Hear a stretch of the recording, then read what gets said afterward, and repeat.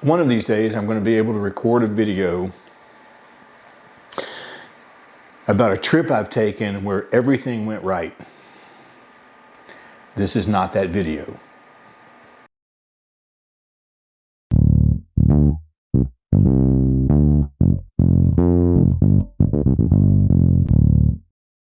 So a couple of weeks ago, more than that now, but anyway, to finish out the summer, I took a quick trip down to Florida for a few days, and then I was going to go through Savannah for about 3 days on my way home before I had to go back to work. And I wish I had all the pictures to show you from Florida, but I didn't take any. I posted a few on my Instagram account that I took with my phone, but I got there on a Monday. Hurricane Elsa showed up on Tuesday, and then winds that would grab the door of the hotel and almost pull it out of your hand showed up Wednesday and Thursday. Now, I had chosen my hotel to be near this pier that goes out into the Gulf because I wanted to get some long exposure shots, flatten out the water, maybe get sunset because the sunset's right at the end of the pier. I couldn't set up a tripod. The wind was so strong, the tripod just wouldn't work. And I just wasn't really interested in walking around and just taking pictures. And so, you know, I read a book, took some naps, watched a lot of Law and Order. And on Friday, when the weather was perfect and there was no wind, and I could have gone down and taken the picture before I left to go to Savannah, I just wasn't in the mood.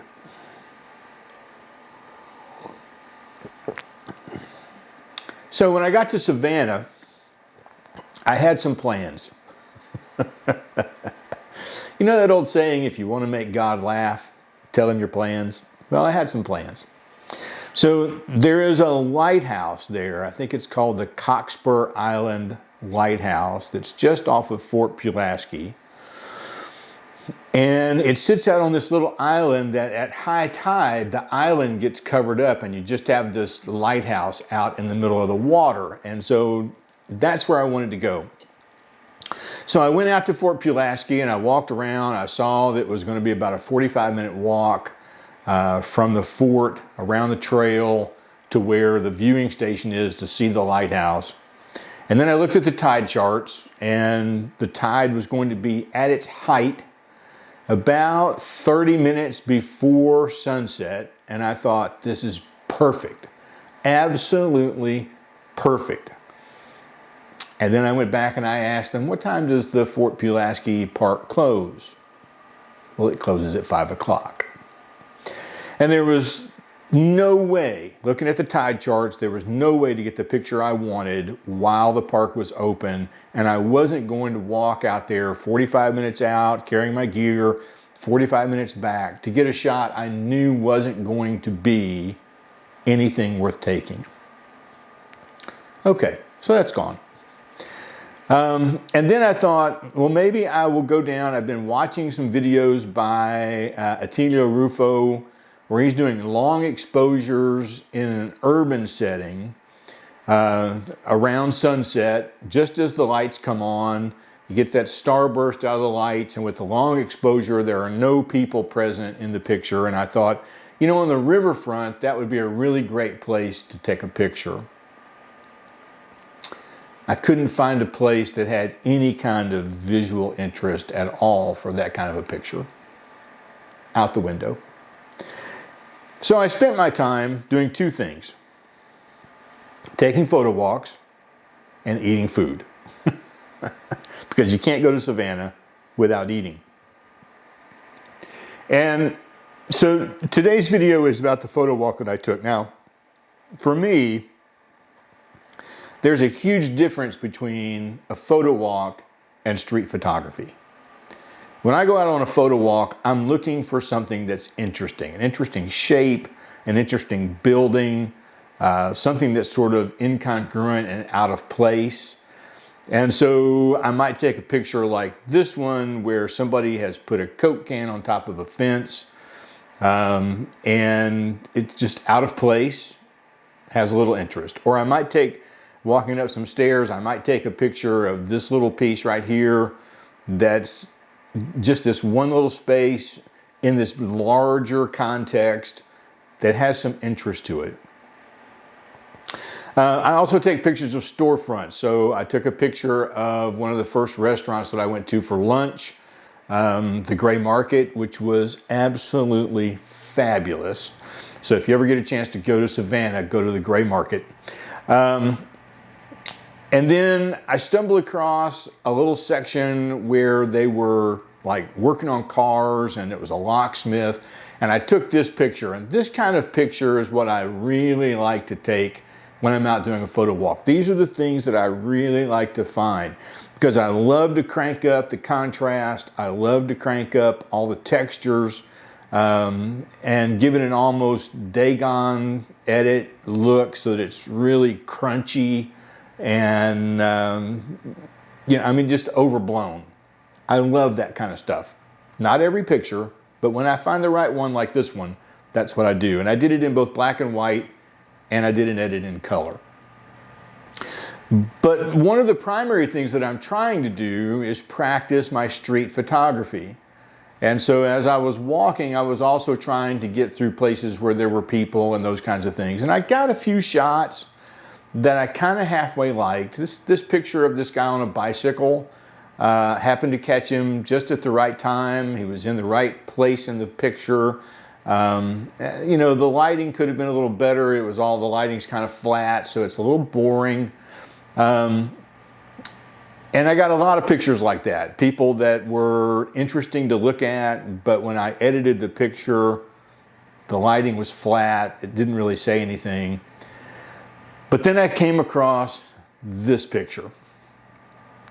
This picture summarizes for me the kind of street photography that I would like to learn how to shoot. Now, there is no one definition for street photography, none. But there are different styles of street photography, and the style that I particularly am drawn to when I look through my Instagram feed and I see all the street photographers and other people who are on there posting pictures are the ones where there is a high contrast between the light and shadow. So the shadow is really dark and the subject has just walked into the light in this shape of light, maybe a triangle or an oval or a bar across the screen. And I took some pictures of people along the way, but I missed the light. They were still in shadow or they just walked past shadow. This particular picture, this lady wasn't looking down. She was walking toward me, and I just happened to see there's a flash of light that she's going to walk through. And I grabbed my camera, pulled it up to my face, made sure I was in focus, and just as she approached the light, she looked down. It wasn't really what I was hoping for, but I like it. And so as I practice my street photography, this is what I'm looking for. This may not be what interests you, but it's really what interests me.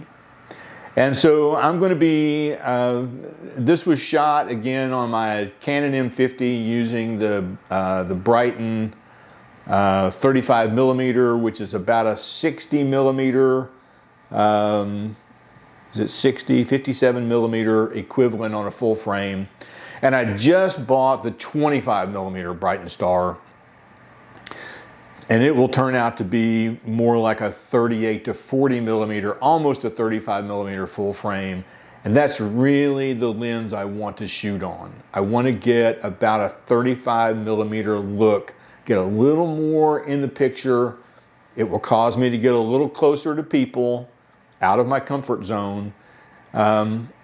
And in addition to just sort of walking and stumbling across places, this kind of light right here, I could have just stopped, stood next to a lamppost, and just waited and taken pictures of several people coming through there. That's what I'm looking to do. So I'll put a few more pictures up that I took with the Canon M50. In my next video that I'll put up next week, hopefully, I'll talk to you about the Basilica Cathedral of St. John the Baptist in Savannah. Absolutely beautiful, beautiful location where I took some pictures with my EOS R and my 15 to 35 millimeter that turned out, I think, really, really well. So that's next time. In the meantime, if you would, subscribe to my channel if you haven't already. I try to put out a video at least every other week. Sometimes I hit every week. And it's just me, an amateur photographer, struggling with the process, learning along the way and sharing what works and what doesn't work. And I hope that you'll join me in that journey. And if you'd like, there is a link down in the description to my coffee channel. And if you want to leave a couple of bucks there to buy me a cup of coffee, that's even better. We'll see you next time.